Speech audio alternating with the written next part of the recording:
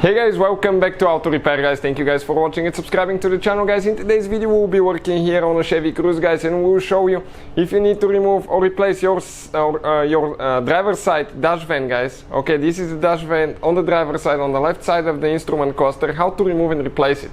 Sometimes those will break, you will not be able to adjust it, so we'll show you how to remove it and replace it now. Quick introduction guys, we'll have more than 200 videos guys on Chevy Cruze and more than 200 videos on every car we get at the shop. Why we do all that guys? Because our mission is to save you guys as much money as we can. So please subscribe to the channel and like the video, hopefully you will find the information helpful. Stay with us now and we'll show you what you need to do. If you guys need to buy any tools, parts, anything like that, okay, for your cars, you can guys check out the link in the description of the video below and you can see how to find all that.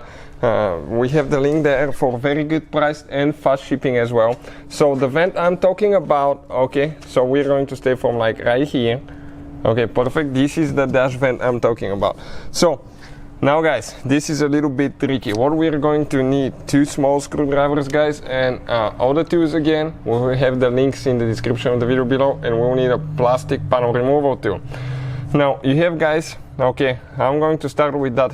You have two clips, okay, right here. So what I usually do now guys, okay, I'm going to place this panel, okay, panel tool like right here. Okay, panel removal tool. Next I'm going to get a small screwdriver guys. Okay, and right here there is one clip that you need to press in. There is another one on this side, so once we remove it I'll be able to show you with a great detail, okay, where everything is. So let me switch screwdrivers now, because one of them is thinner than the other one. So this one is out. I'm going to remove that panel too. I will come on this side to make a little bit of room. Okay, this one now, it's about to come out. I'll pry it a little bit. And next guys, okay, I'm going to try to pry this one out of that clip. Okay, and then we have one on top.